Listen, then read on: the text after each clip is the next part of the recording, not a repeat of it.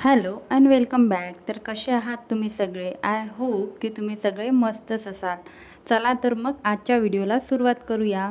तर सर्वात आधी तुम्हा सर्वांना होळीच्या खूप खूप शुभेच्छा.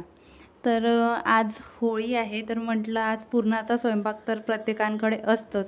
तर आमच्याकडे पुरण हृदयाच्या पप्पांना जास्त काही आवडत नाही, तर त्यांना आवडत नसल्यामुळे मग माझ्या एकटीपुरतं मला आवडते, तर मी माझ्या एकटीपुरतं आणि नैवेद्यापुरतं मी करतच असते. म्हणजे जो काही सण आला, ज्या सणाला आपण पुरण करतो, तर त्या सणाला मी करत असते. मग ते एखाद पोळी ते खातात. तर थोडंसंच मी पुरण टाकलं होतं एका छोट्या वाटीचं. तर त्याच्यामध्ये आमच्या दोघांचं होऊन गेलं. आणि हृदयाचं काय थोडं थोडं असतं, तिला तर काही आता सेपरेट असं एखाद पोळी खाईल बा असं तर नाही आहे.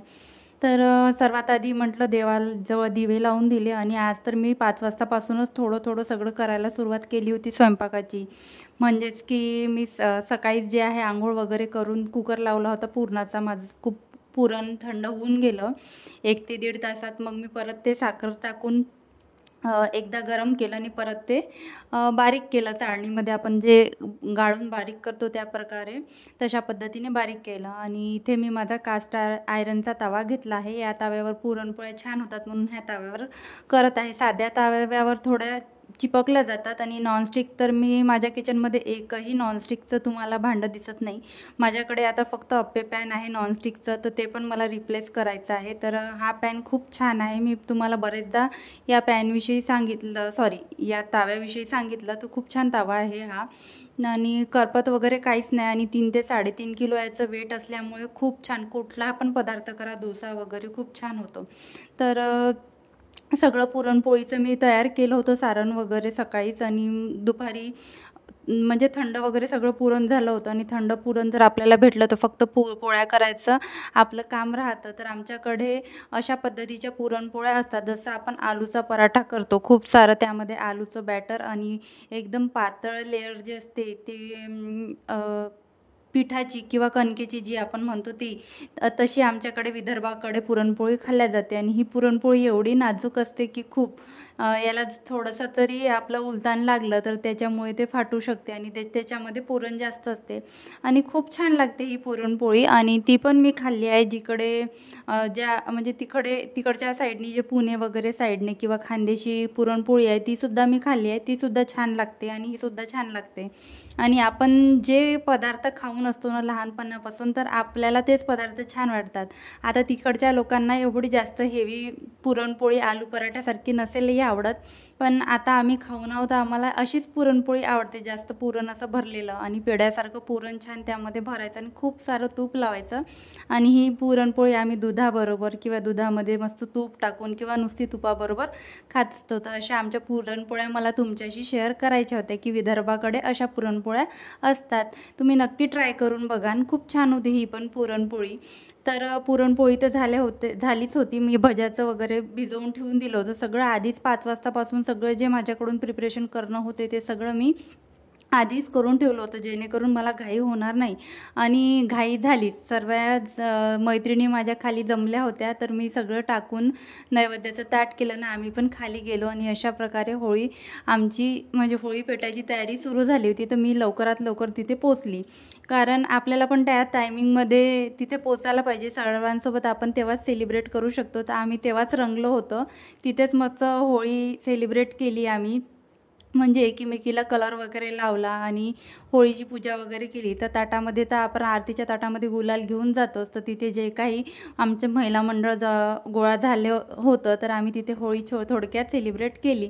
तर घरी आली तर तुम्ही मला बघू शकता मला त्यांनी किती रंगवलं होतं. आणि माझी साडी पूर्ण कलरनी खराब झाली होती. तर आधी मी ती सगळी साडी काढून ठेवली, किंवा साडी घालूनच नेसूनच जर कामाला लागली असती तर पूर्ण किचनमध्ये कलर झाला असता. तर बेडरूममध्ये हॉलमधून डिरेक्ट बेडरूममध्ये आणि तिथून बाथरूममध्ये गेली आणि साडी तिथेच टाकून दिली. सगळे कलर जे आहे बाथरूममध्येच आणला होता. आता मला भांडे घासणं झाल्यावर बाथरूममध्ये जाऊन ते बाथरूम पण साफ करावं लागेल, नाही तर सगळ्या कलर परत बेडरूममध्ये येईल.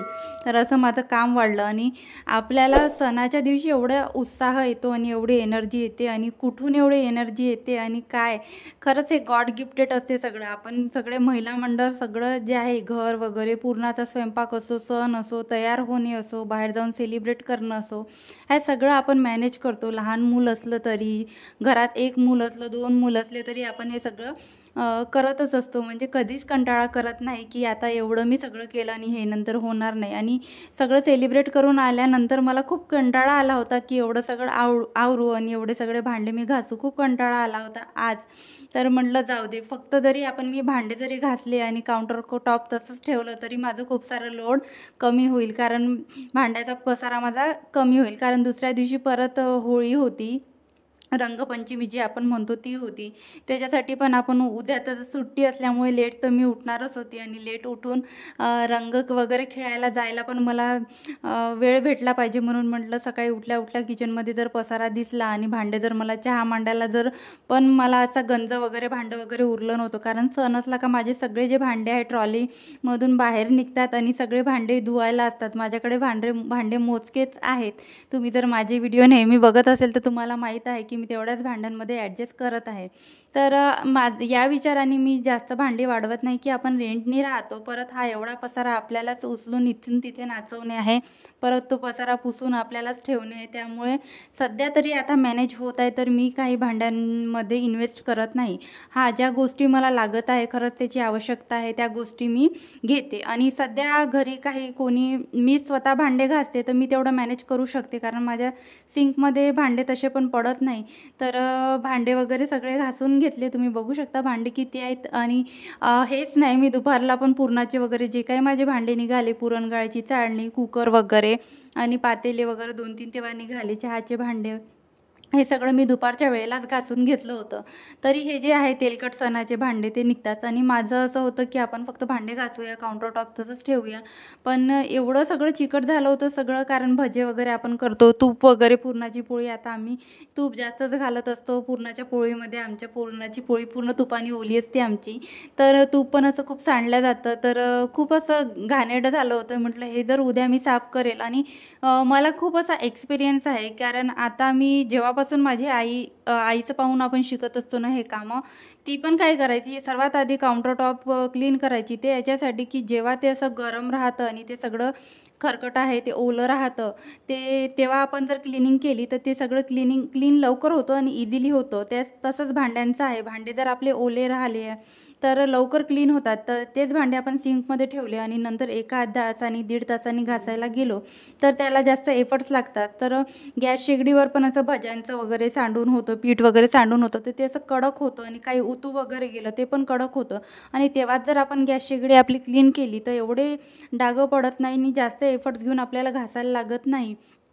तर हे स्टँड म्हटलं इच्छा तर नव्हती, थकून गेली होती, कारण 5 वाजतापासून ते मला 7:30 वाजले होते पूर्ण स्वयंपाक करायला. भजे, कढी सगळं शूट नाही केलं मी, कारण मला खूप घाई झाली पूजेला जायला, कारण होळी पेटायसाठी सगळे तिथे जमल्या होत्या. तर हृदयाच्या पप्पांनी सगळं जे आरतीचं ताट वगैरे आहे ते भरलं, नैवेद्य पण त्यांनीच काढलं आणि मी तोपर्यंत साडी नेसली. तर साडी नेसतपर्यंत मी तिकडे होती आणि त्यांनी सगळं करून ठेवलं आरतीचं ताट वगैरे. तर माझं लवकर तिथे पोहोचणं झालं, नाहीतर त्यांचं सगळं तिकडे सेलिब्रेट झाल्यानंतर मी तिथे पोहोचली असती, कारण मला तरी 15 ते 20 मिनिट हे सगळं करायला लागले असते. तर ते काही मला शूट करणं झालं नाही.